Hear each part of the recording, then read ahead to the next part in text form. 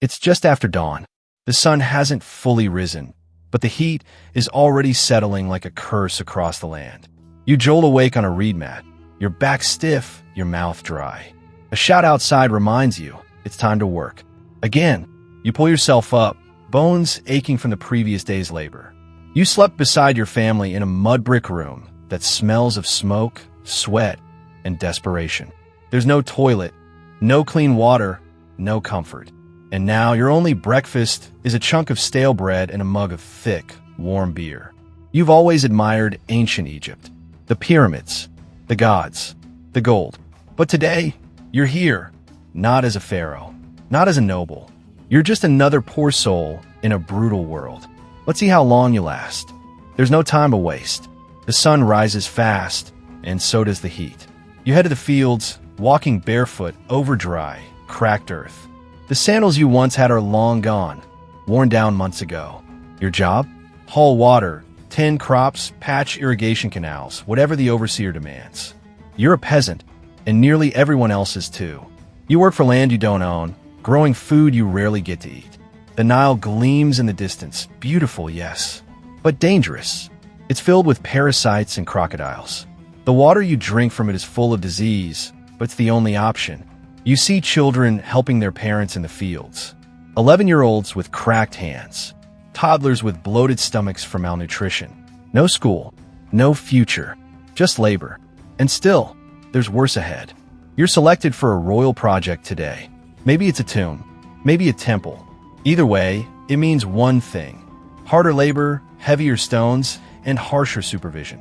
You join a line of workers dragging blocks with ropes and wooden sleds. The sun is now punishing. Your tunic sticks to your skin. Your shoulders burn. Your throat is bone dry. A man near you collapses. The overseer doesn't even blink. He shouts at two others to drag the body away. There are no breaks. No concern. You're not a man here. You're a tool.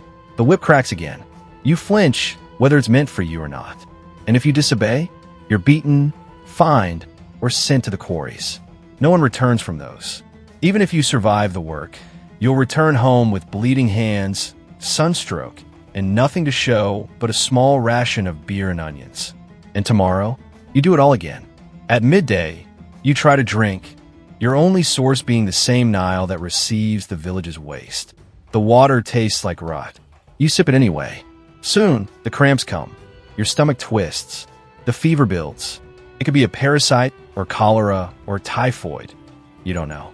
There's no doctor, no medicine, just a neighbor who swears by garlic and honey, and a temple priest who tells you to pray harder. Your teeth ache constantly. Grit from the bread has worn them down. Your back feels broken. Your feet are split from the heat. But you keep moving. You have to. People die young here.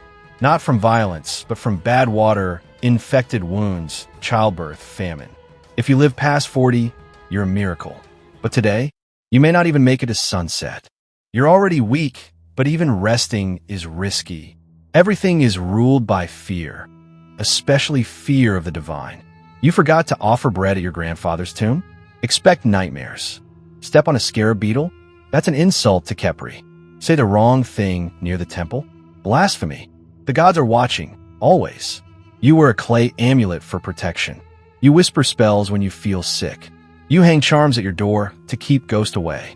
Not because you believe in magic, because not believing might get you cursed. And when you die, which feels closer by the hour, your heart will be weighed by Osiris. If it's heavier than a feather, your soul is devoured. You must live rightly. Obey Mot. Respect the pharaoh. Fear the gods. But in this life, there's no mercy, only ritual.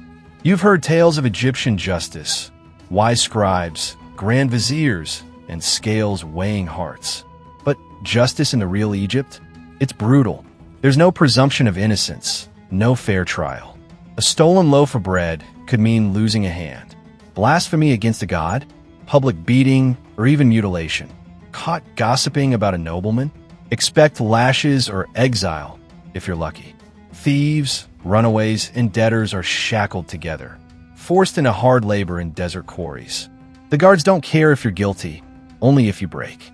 And if you're a foreigner, you're already seen as lesser, a convenient scapegoat. Don't expect pity in the courts.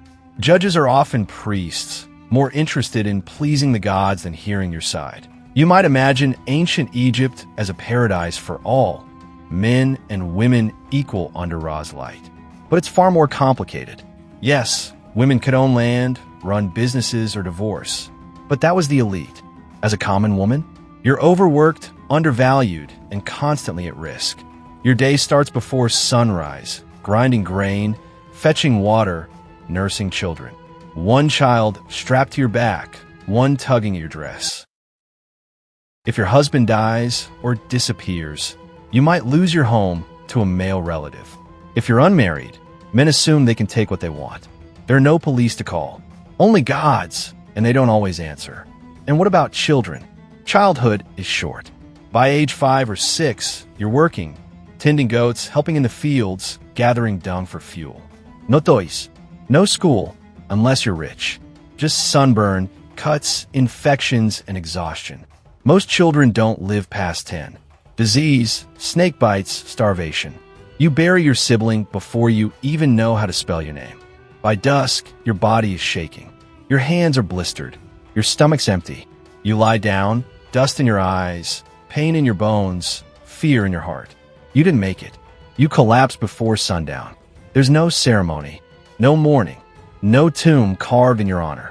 Just a hole in the dirt, if you're lucky, and if someone even notices. Your name is not recorded. Your soul is not guided. Your story is lost. Because in ancient Egypt, survival wasn't about strength or courage. It was about class, timing, luck. And you didn't stand a chance.